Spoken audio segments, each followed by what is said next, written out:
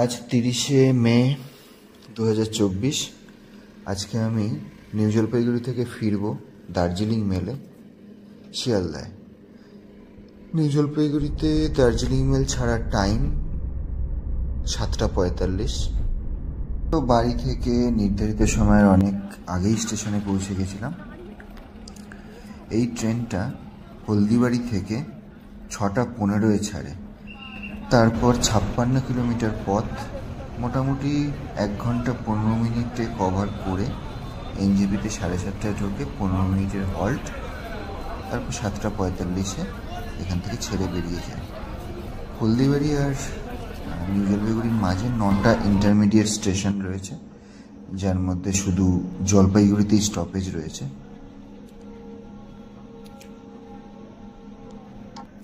আজকে এই জার্নির ফাঁকে ফাঁকে দার্জিলিং মেলের ইতিহাস নিয়ে খুব ইন্টারেস্টিং একটা স্টোরি শোনাবো। তো যাই হোক, প্রথম দার্জিলিং মেল চালু হয়েছিল ক্যালকাটা স্টেশন থেকে শিলিগুড়ি পর্যন্ত 1878 সালে। এর মাঝে আবার একটা গল্প ছিল, তো সেটাতে আমি পরে আসছি।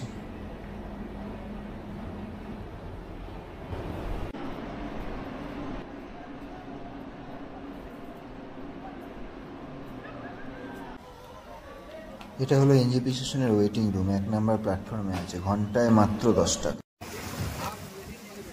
যাই হোক, ট্রেন মোটামুটি রাইট টাইমে 7:50 নাগাদ এনজেপি স্টেশন থেকে ছাড়লো। কিন্তু এই সময় বাইরে প্রচণ্ড বৃষ্টি হচ্ছে, প্লাস বাজ পড়ছে। আমি দেখাবো ভিডিওটা। গেটের ধারে বেশিক্ষণ দাঁড়ানোই যাচ্ছে না।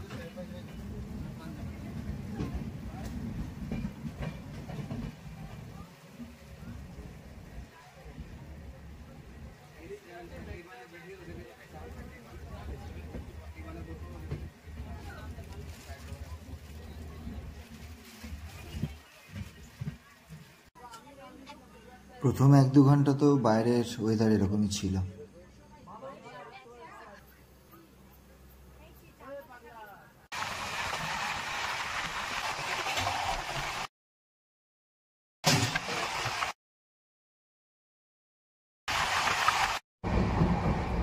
বাথরুমে গিয়ে তো খুব ইন্টারেস্টিং একটা জিনিস দেখলাম। লোকে বলে এসি থেকে চাদর চুরি হয়ে গেছে, এই হয়ে গেছে, বাড়ি নিয়ে গেছে। এখানে কি সুন্দর, চেনের সাথে মগের কোনো কানেকশন নেই, তাও মগটা দিব্যি টিকে আছে। আর সেকেন্ড বাথরুমটা তো আরও ইন্টারেস্টিং জিনিস, মগ আছে, চেন চুরি হয়ে গেছে। এই যে স্টেশনটা ছেড়ে যাচ্ছে, এটা কিষানগঞ্জ, দার্জিলিং মেলের বিহারে একমাত্র স্টপেজ। এনজেপি থেকে 87 কিলোমিটার ডিস্টেন্স, 1 ঘন্টা 5 মিনিটের মতো লাগে। আজকে আধ ঘন্টা লেট ছিল। আর এনজেপি আর কিষানগঞ্জের মাঝে 12টা ইন্টারমিডিয়েট স্টেশন আছে। কিষানগঞ্জে প্রত্যেক দিনের মতো আজও এর হল্ট ছিল 2 মিনিট।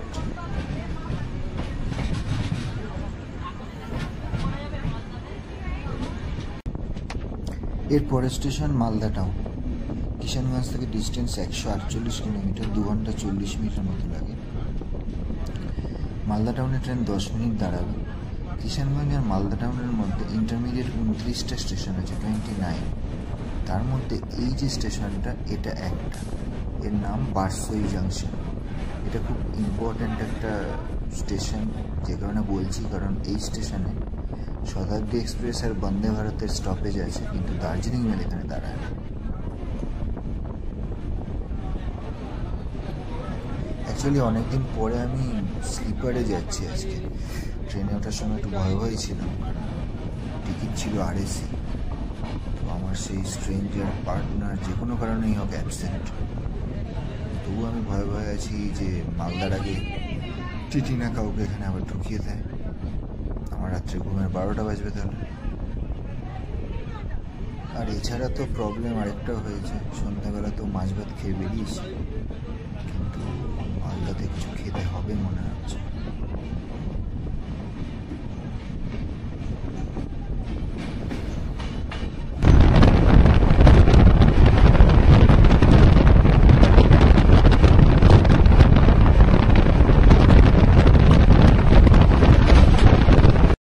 রাত 11:25 আমি মালদা টাউন স্টেশনে। রুটি তরকারি পেয়ে গেলাম, এছাড়াও প্রচুর খাবারের অপশান ছিল। ট্রেন 10 মিনিট পরে রাইট টাইমে মোটামুটি ছেড়ে দিল। এরপর 184 কিলোমিটার 2 ঘন্টা 35 মিনিটে কভার করে নেক্সট স্টপেজ বোলপুর শান্তিনিকেতন। বোলপুর শান্তিনিকেতন রাত 2:15 নাগাদ ঢুকবে। এর মাঝখানে মালদা টাউন আর বোলপুরের মাঝে 32টা ইন্টারমিডিয়েট স্টেশন আছে। তো সবাই জানে মালদা টাউনের পরেই ফরাক্কা ব্যারেজ। তো এরপর তোমাদের ফরাক্কা ব্যারেজ দেখাবো, যদিও রাতে দেখিয়ে সেরকম কোনো লাভ নেই। তারপরে আসবে ফরাক্কা জাংশন, কিন্তু সেখানে কোনো স্টপেজ নেই। এরপর সোজা বোলপুরে দাঁড়াবো।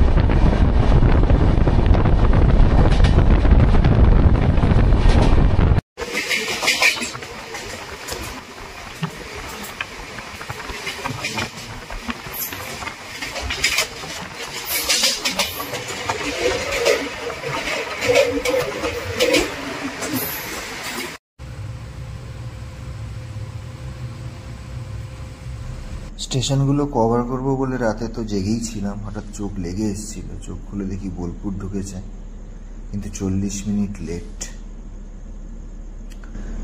এখানে 2 মিনিট দাঁড়াবার কথা, সেখানে মোটামুটি 10 মিনিট মতন দাঁড়ালো, তারপর ছাড়লো। এর পরের স্টেশন বর্ধমান। বোলপুর থেকে বর্ধমানের ডিস্টেন্স অ্যারাউন্ড 52 কিলোমিটার, মোরলেস 1 আওয়ার লাগে। আর এর মাঝে ইন্টারমিডিয়েট 8টা স্টেশন আছে। তো দেখি বর্ধমান কখন পৌঁছায়।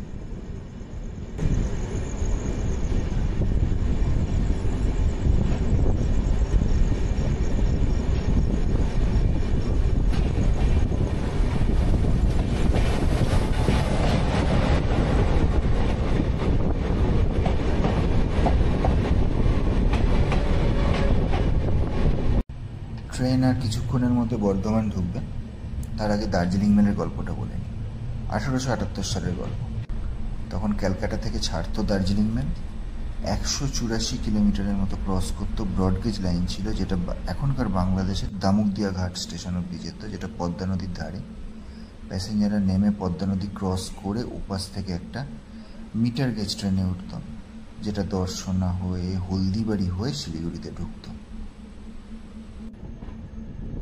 যাই হোক, এখন ট্রেন বর্ধমান ঢুকছে, মোটামুটি 1 ঘন্টার মতো লেট। 4:15 বাজে। এখানে 2-3 মিনিট দাঁড়াবার কথা। তো যাই হোক, সেই গল্পটাতে চলে যাই। এইবার পদ্মা নদী ক্রস করার ঝামেলাটা কেটে গেল 1912 সালে, যখন পদ্মা নদীর উপর হার্ডিঞ্জ ব্রিজ তৈরি হলো। তখন ক্যালকাটা টু শিলিগুড়ি পুরো লাইনটাকে ব্রডগেজে কনভার্ট করে দেওয়া হলো। আবার প্রবলেম শুরু হলো 1947-এ স্বাধীনতার পর, কেননা কিছুটা পার্ট বাংলাদেশের মধ্যে চলে গেল।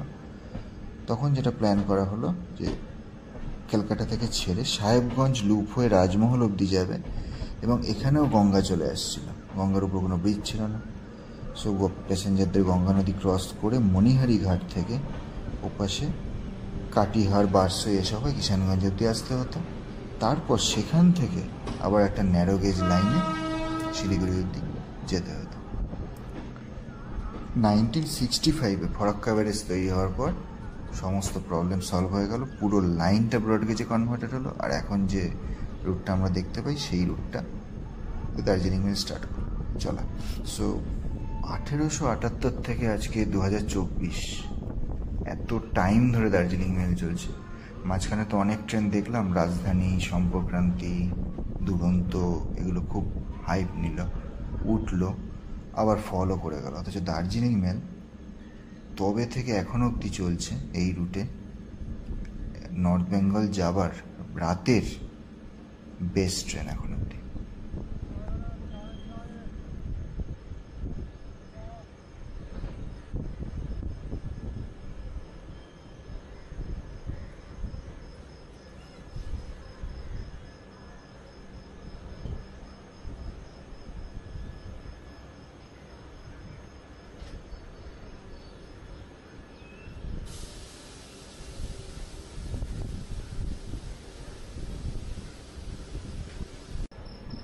অবশেষে ট্রেন ছাড়লো বর্ধমান থেকে। এখানে মিনিট 5 দাঁড়িয়েছিল। এর পরের স্টেশন ডেস্টিনেশন শিয়ালদা। এখান থেকে ডিস্টেন্স 102 কিলোমিটারের মতো। মাঝে ইন্টারমিডিয়েট 32টা স্টেশন আছে। এগুলো সবাই জানে, এগুলো নিয়ে নতুন কিছু বলার নেই। 1 ঘন্টা 15 মিনিটের মতো লাগে। রাইট টাইম 5:30টায় শিয়ালদায় পৌঁছাবার কথা। এখানে অলরেডি 1 ঘন্টা লেট। সো 6:30টায় পৌঁছাবে ধরে নিচ্ছি। যদি কিছু টাইম কভার করে তো কিছু টাইম বাঁচবে। এবার আস্তে আস্তে বর্ধমান ছাড়ার পরই আস্তে আস্তে সকাল হবে, আলো ফুটবে।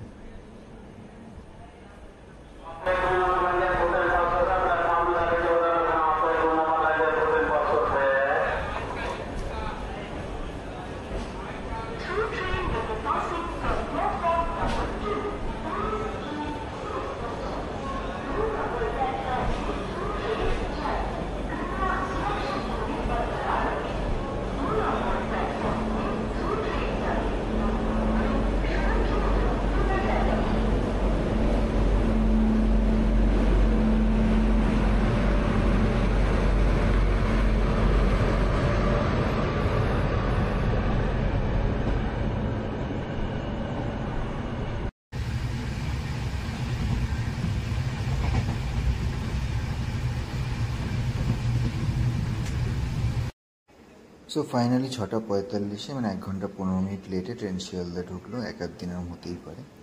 এবার ঘরে ফেরার পালা।